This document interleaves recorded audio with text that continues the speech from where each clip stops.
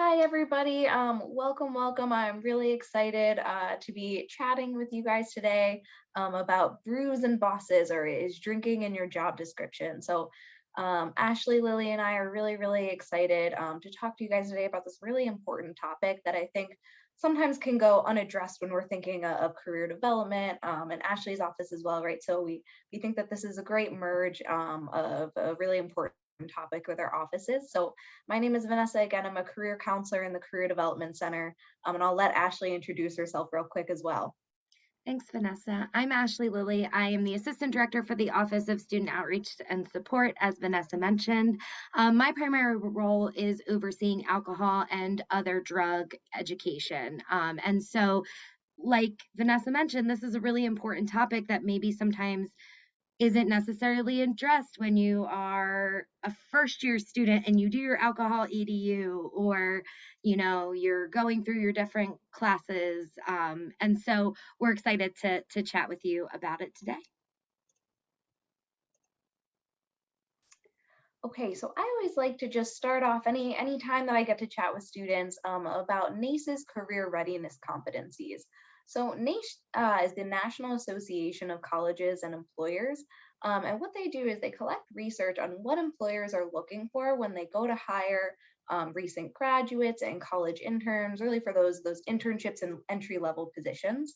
And they found that across industries, sort of across the board, there are these 8 different career competencies that employers tend to always be looking for, right? So you can take a look right here at these 8 different competencies. And I always say it's really important for you to be utilizing your time really well at St. Joe's to sort of be developing all 8 of these competencies and showing them on your resume, within your interviews, and things like that.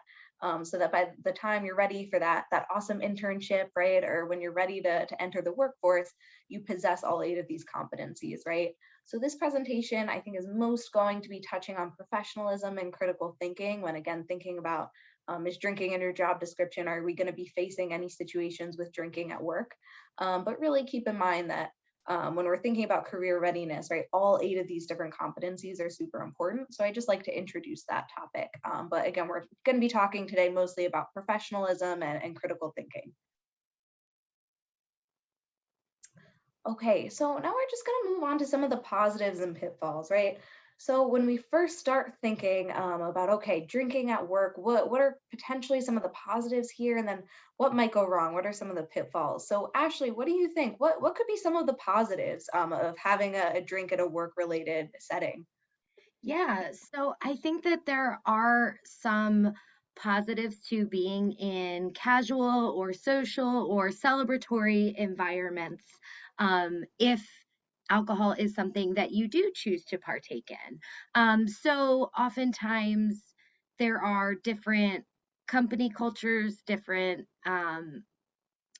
career cultures that do have those kind of have alcohol at those events. And so opportunities for informal networking, as well as really sometimes appreciating and celebrating your fellow colleagues, or a way that sometimes your supervisors or those above you can show appreciation or celebration for those who have done hard work for their company. So that's definitely one positive that I can think of.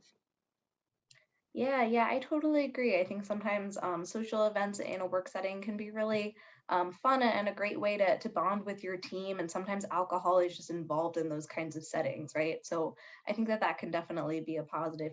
You're thinking about, oh, this bonding event is to show that I'm really appreciated as an employee, right? So this is sort of just a perk of my job. Definitely. Ashley, what do you think could be some of the pitfalls, or where could things maybe go wrong? Yeah, I absolutely think that this is where there's probably a few more bullet points that I could list. I think that one, if we don't understand our limits, which we're going to talk about later in this presentation, that can be a really common pitfall. Also, if you're in an internship setting or a job interview or anything like that, if you're trying to figure out how to answer a question and you're nervous, you're likely not going to pay attention to how much you're drinking, right? That's just another thing that you have to pay attention to and worry about. And you really want to put your best foot forward and, present Totally. yourself in a full on who you are and who you are as a candidate or employee, right? And so alcohol makes that more difficult. Also, there could just be different unsaid norms that you just aren't aware of, right? And so if you choose not to imbibe, right, you're not going to be violating any of those norms.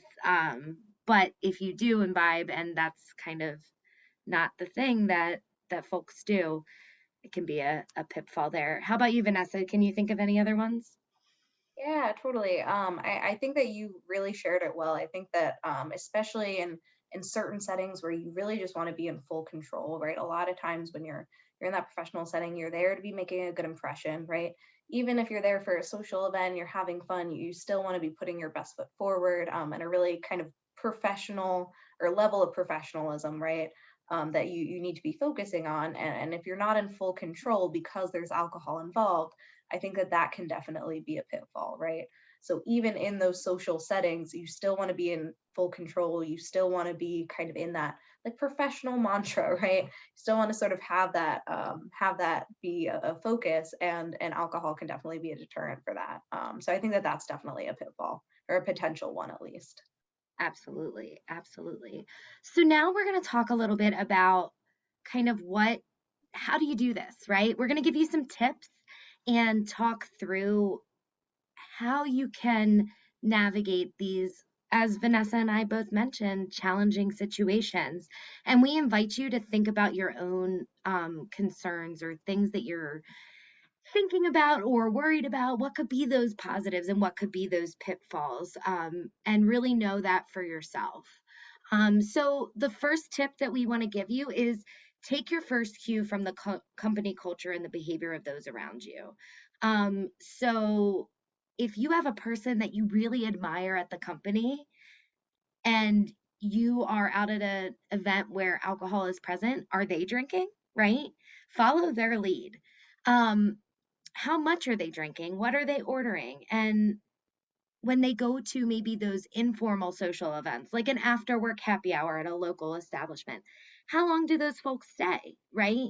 Um, Again, mentorship is so valuable in all aspects of career development. This is a really easy way that you can just use observation, and also be able to ask if you have a trusted mentor in your role. The second thing that you can really take into consideration is knowledge of yourself and how alcohol affects your actions, right? So you might get extra giggly when you have a drink, right? Or you may slur your words or either over explain or under explain things. Um, how many does it take for you to get to that point, right? And so we're going to really encourage you. There's a variety of blood alcohol content calculators that are on the web for you to peruse, but you can put in the number of drinks and the amount of time that you intend to be out, and you can really set a plan for yourself.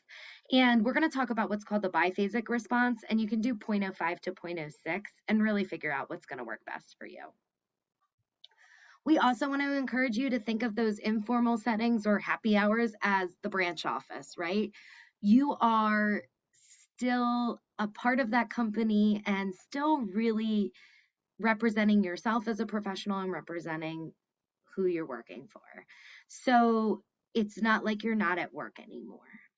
And we want you to have that mindset and to make choices accordingly to the way that you would, and plan ahead, right? So that's our next tip is figuring out how you're going to get home from wherever you're going is a good thing to think about before you head out to any activity that's going to include alcohol.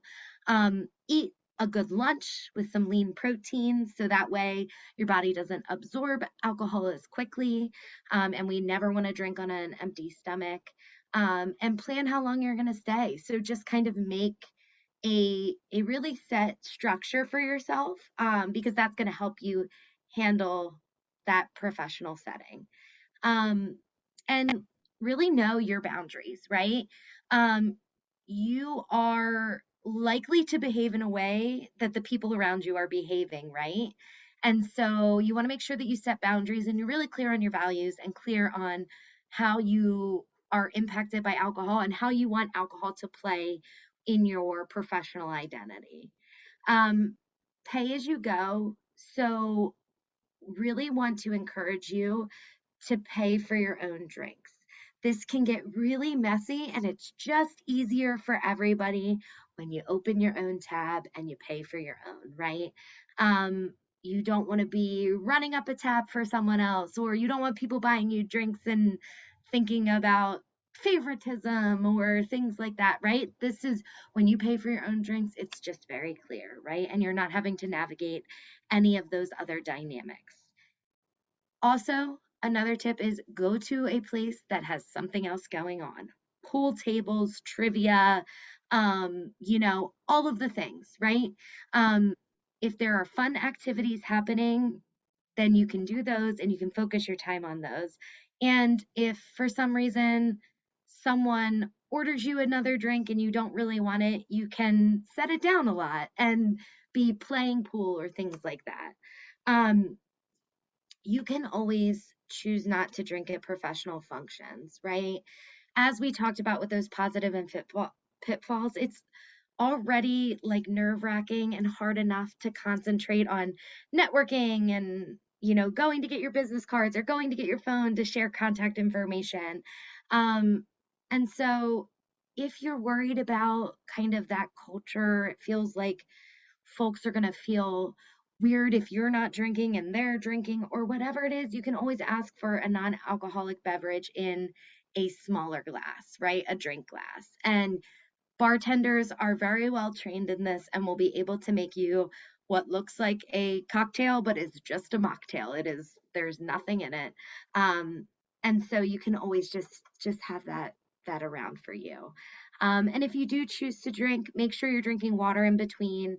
Um, you don't want to do any of the party related things when you're drinking. So you really want to avoid shots. You don't want to chug anything. You don't want to increase the rate at which you are drinking, right?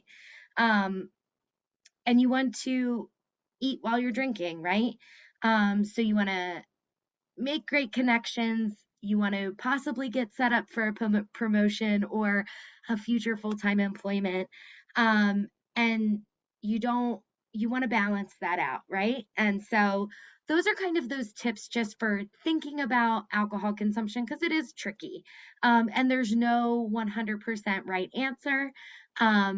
But we did want to offer those to you as we kind of get started thinking about alcohol. And it's important to think about what it means to know your limits. And so I mentioned blood alcohol content earlier, and that's really the best way and the science based way that you can know you're making the best choices for yourself in those situations if you do choose to drink. So we know that the biphasic response means that more alcohol is not necessarily better. So alcohol is one of those interesting drugs because it's a stimulant and a depressant. It has both effects, right? And so you definitely only want to stay in that stimulant effect or that initial phase. And it takes 1 hour for a drink to metabolize completely through your system and leave your system. So if you're drinking at a rapid pace, that's going to happen a lot more quickly. And you're a lot better off drinking slowly and moderately. So, again, drinking a glass of water in between, sticking to beer or wine, right? Those are all good choices. Making sure that you don't want to order a double anything. And so, those are all things that are going to help you to do that moderation and drink slowly. One note I want to make about that is mealtimes are a particularly challenging area for this because if you have a very hospitable and excellent server, they could potentially be refilling your drinks pretty quickly, right? However, a normal meal is probably only 45 minutes to an hour, and you really don't want to consume two drinks in 1 hour. That's going to put you in a difficult spot, right? Um, and so doing the water in between, especially at meal times, is a really good idea. Like I said, you really want to know your numbers, right? And you don't want to push your BAC over 0.05, 0.06. And you're probably going to say to me, Ashley, 0.08 is the legal limit to drive, right? And yes, it is. But we know that that's really where the depressant effects of alcohol start taking place. And the physical manifestations of alcohol, so oftentimes the way that you know, if you're not using a calculator, that you've had too much to drink, are two drinks behind what's showing you. So when you're starting to feel a little fuzzy, warm and fuzzy, right? You're probably two drinks behind where you're at. So it's really, really important to use that. And you can track your drinks in the notes on your phone. Just throw a little beer emoji in there for every time you have a drink, right? And when we're in session and in person for a presentation, we would definitely have you work through your BAC calculator, but know that there are a variety of apps. If you ever wanted to stop by our office, we have BAC cards that you can pick up because they're personalized. And we're happy to talk about kind of what those limits are. But it's really, really important to understand your blood alcohol concentration. And we want you to think about what are those things that you might consider when drinking at work? What's going to be difficult for you in moderation? So, Vanessa, I would love to hear if you have any ideas of what might be a barrier to drinking in moderation. Yeah, I can think of a couple off the top of my head, but I think the first one and probably the biggest one that everyone would think about is just peer pressure, right? Maybe, if everyone else, it seems like everyone else is drinking, or my colleague or my boss, how do I kind of deal with that pressure? Yeah. Yeah, that's a really a very realistic barrier, right? I think I always like to say first too that we often our brains are trained to think that other people think a lot more about us than they actually do. And so if someone offers you a drink or offers to buy you a drink and you say no, and they're like, cool, and they walk away, or they say cool and they talk about something else, no worries, right? Yeah, Don't let that kind of be the thing that keeps mulling over, right? That internal pressure is so common, right? But we know that a lot more people are choosing not to drink. It just might feel like everybody around you is drinking, right? Um, totally agree. Yeah, so I think that's one. I also think that a good example of a barrier might be if someone says, "Well, come on, Vanessa, I don't want to be the only one drinking. Like, order a drink," right? Yeah, yeah, So, definitely. and that can be hard. And that's more difficult when you're choosing to abstain from alcohol completely, but could also be difficult in moderation. Something like, "Oh, Vanessa, come on, just have one more," right? Again, that very similar, just a behavioral example of peer pressure, right? Yeah. And how do you say no to that? Or what if it feels like a celebration, right? So it feels really appropriate in the moment and you don't want to be the one to almost be the downer, right? I think that those are all of the pressures that we feel. Yeah, yeah, absolutely. And so, what we would encourage you to do is think about some ways you would say no or refuse and make it sound the way it would in your own voice and appropriate for your field. You know your field best, right? Um, I tend to be bubbly and extroverted and like to integrate humor into my conversations. So that would be the way that I would refuse, right? Like I would definitely probably change the subject to something funny that someone did or something like that and just kind of distract, if you will. But that's my style, right? And that would fit for my career choice and career field. Um, so I think that that's something to think about and practice. Vanessa, do you have any suggestions too for how to kind of think up ways to say no or practice for these situations?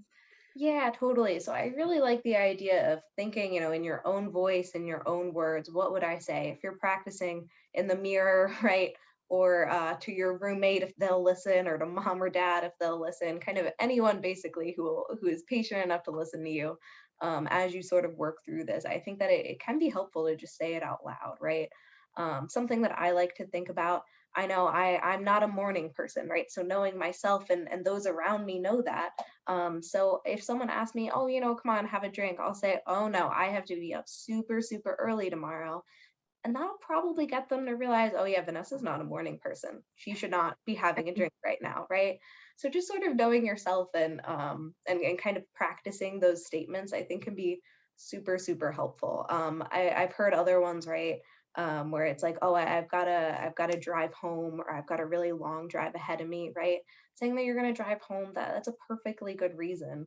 Not that you even need to give a reason, right? But if you feel like you really want to, I think that that's a good one, definitely. Say, oh, my car is out back, right? I don't have a ride, so I'm not going to drink tonight. I think that's a totally, totally acceptable way, even if you do feel some peer pressure to say no, or again, just stick to the one. Yeah, absolutely. Absolutely. All right, so now we're going to transition over to some what would you do kind of scenarios. So we're going to read you some scenarios that again hopefully will just get you thinking about what can I do in this situation. Kind of thinking through in your head like okay, I have this plan, and just giving real world examples, right, of things that maybe have happened to different colleagues, or again things that hopefully when you sit down and think okay I have a plan for this, again it'll help you when you're really in a situation similar. So we're going to go through some examples now. Okay, so the first one, you're invited to a sports game to sit in the company box with a colleague and his three clients. When you arrive, it is open bar. After 1 hour and two rum and diets, one of the client hands you a third drink and asks you to explain the mission and philosophy of the company they are considering investing in. So what would you do? Ashley, what do you think here? Yeah, so I think this is a super realistic scenario, right? Mhm. And it's been 1 hour, and I already know that I've had two drinks, which again, because I'm using some of the strategies that we have already learned and talked about, I am likely thinking, okay, well, I appreciate this drink. I can take it in my hand. And this person has asked me a question. So I'm just going to lean right into the mission and philosophy of the company, right? I'm just going to start talking. That drink is in my hand and it is a prop, right? So it is not, I do not need to drink it. I do not need to do anything with it. I can just get right started and talking, right? Um, I think that using drinks as a prop is a great strategy when you feel like it might be rude or misperceived if you were to decline it, right? It feels like in this situation, the natural cadence of the conversation and things like that is going to help you just be able to be like, you know what? I'm just going to hold this in my hand. So I have a seltzer water right here. I'll use and just start talking, right? And so how can we do that, right? How can we use that as a prop and not really think about it? Also know yourself well enough to know if you're going to nervously like take some sips of that drink, then maybe talk a little bit with it and set it down and then get really expressive about it, right? Again, knowing yourself and knowing what that's going to look like is helpful, but also knowing that it's been an hour and a third drink is really going to put you in a higher blood alcohol content and not a good situation if this question is asked in the next 20 or 30 minutes.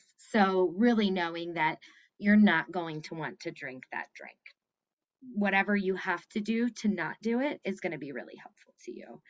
Um, so, I'd love to hear from Vanessa about this scenario. So you, along with your other interns at your internship site, are asked to join the other employees for Two Beer Tuesday happy hour that is held once a month at an establishment close to your office. This is your first time you've been invited to this happy hour. You arrive and are being introduced to some employees that you do not know when one of the other interns shouts from the bar, "Hey, am I getting a beer? Want one?" What would you do?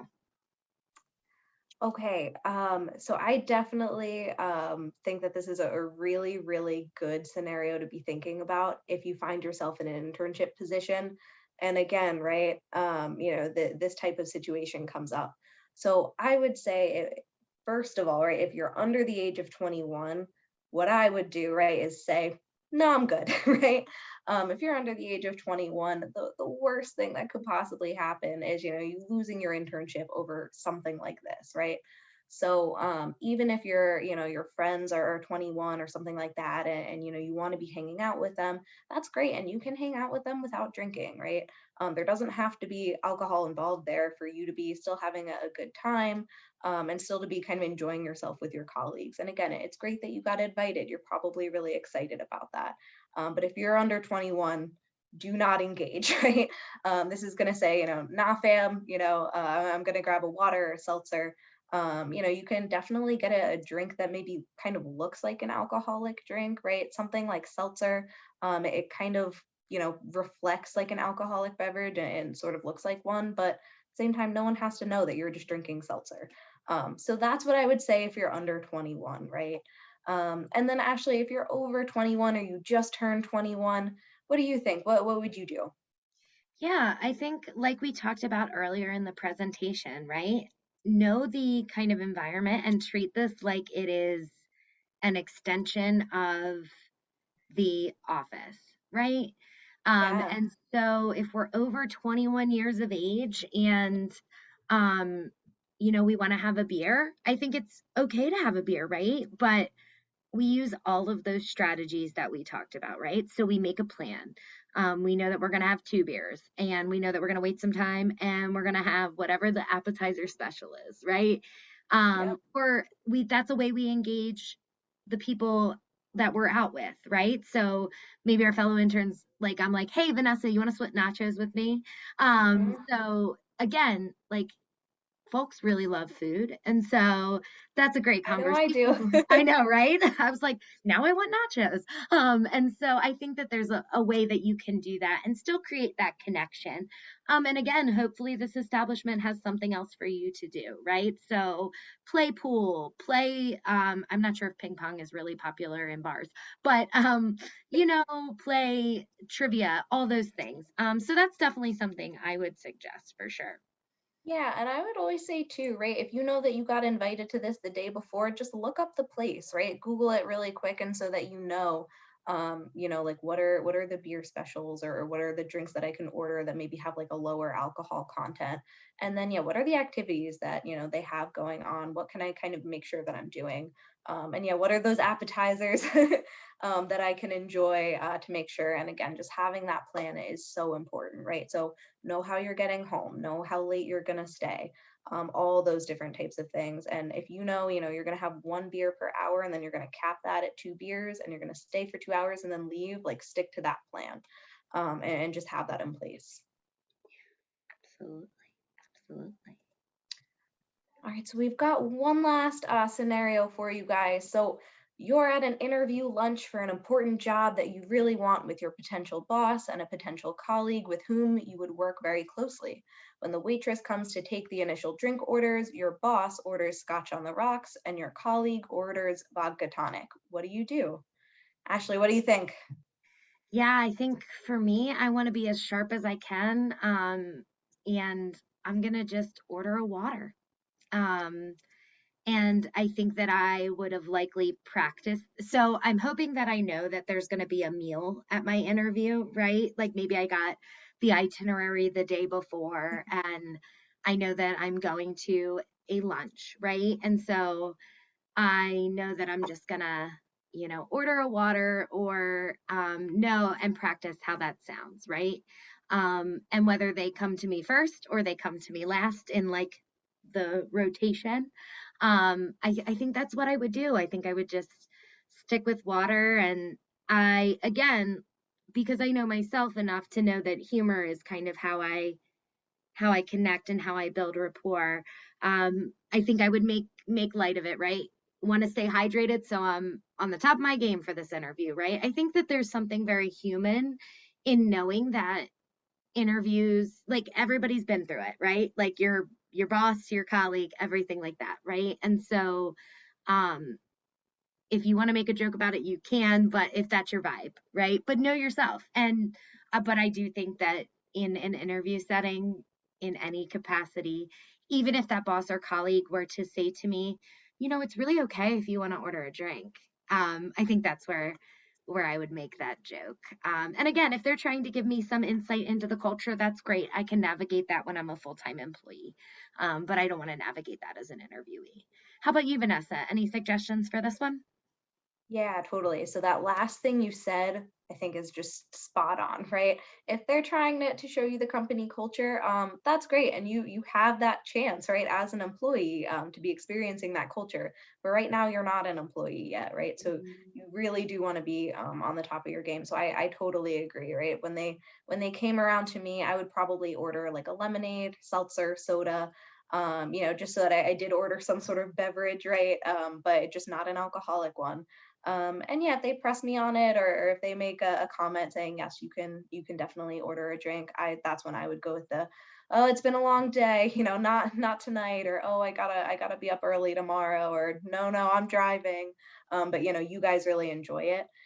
Just to kind of continue with that positive sort of vibe to the conversation. But I don't think you would ever get pressed or anything like that. And something that I really like to point out here is I've actually heard a story of a similar kind of situation where there was a boss interviewing a potential new employee, and he ordered actually a bottle of wine for the table. And he really did that because he wanted to see what that new interviewee is going to do in that situation, and he was looking for that person to say no, to not drink the wine, right? So it was sort of almost a test to make sure, is this person going to stand up for themselves and really be on the top of their game, right? And sort of not succumb to this peer pressure. And that was something that they really cared about, right? They wanted to make sure that they were taking this interview really seriously. So I would definitely say, an interview is just not a place for alcohol, and even if it's offered to you, right? I would either stick with one of those excuses, make a joke, or really just say, yeah, no, I'm good. Yeah, absolutely. Yep. Absolutely.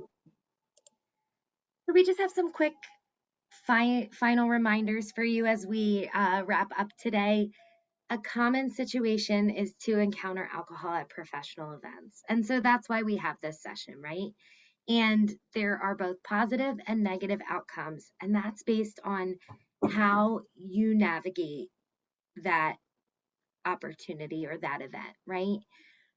We want to make sure that you use the tools that you have available to you, like a BAC card or a BAC calculator, and you really know yourself, and you enjoy responsibly if you do choose to drink, but know that you don't ever have to drink and you don't ever have to feel like that is the only option for you. So I'm going to turn it over to Vanessa to tell you a little bit about the Career Development Center and their resources they have available. Yeah, absolutely. So just some career development center resources for you guys. If you want to talk about, navigating alcohol in the workplace, or, your resumes, your cover letters, interviews, even if you got a job offer and you just want to talk about it, or some job search strategies, any of these different things, feel free to schedule an appointment. You can do that on Handshake under Career Center, and then you click on appointments.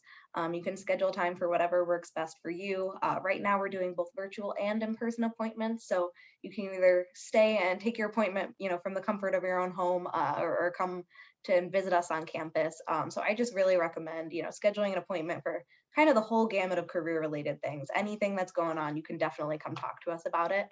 And if you have questions too, we have our career help email alias that we check regularly. So definitely feel free to ask a question over there, or you can email me personally. It's on the screen here, vratigli at sju.edu. And I also just have our website on here. We've got a whole really, really great list of resources. Again, all the kinds of career related stuff for you guys on our website. So definitely check it out if you need anything, or come visit me in the Career Development Center. Yeah. And since we're talking about substance use, I do want to take a quick moment to let you know that as a student here on campus, we have a variety of resources if you ever want to explore your relationship with substances, whether that be alcohol or other drugs. Our office, the Office of Student Outreach and Support, can help you with brief assessments and give you kind of that feedback so you can understand and know yourself better, right? And so that would be set up with a meeting with one of our staff members to kind of review those assessment results and then make a plan moving forward. And we can offer strategies and talk through a lot of things. Also, we know that for some people, dependence on substances is a very real thing. Substance use disorder is a very real thing. And so we do have a collegiate recovery program on campus that is here to support you if you are thinking about, a pathway to recovery or are in recovery. Particularly for substance use disorder, we do just want folks to know that if you are missing class or other responsibilities, if you're getting into fights, whether they're verbal or physical, if you're having frequent blackouts, if you are using a substance often, if you're hiding use or feeling guilty about use, if you're unable to stop, control, or limit your use, or you're spending a lot of time getting, using, or recovering from use, those are all warning signs of a substance use disorder. And we have a lot of great resources on campus that can really, really help you with that, including our counseling and psychological services. We have a counselor on staff who specializes in alcohol and other drugs. Her name is Amy Della Porta, but also all of the counselors and CAPS are ready to speak with you about substance use. And then finally, the Student Health Center, because we do know that substances have an impact on both our emotional and our physical well-being. So we just wanted to make sure to take some time to also note those resources for you, because as challenging as just navigating the alcohol culture in professional settings, right? We know that it can be a challenge for some folks in their personal lives as well. And so we are happy to support you in any way that we can. But I thank Vanessa and the Career Development Center for inviting us to come along and talk about this really, really important topic. And our office email is up there, sos@sju.edu. So feel free to reach out if we can answer any questions. Yeah, absolutely. And thank you so much, Ashley. This has been great. Thank you guys for watching.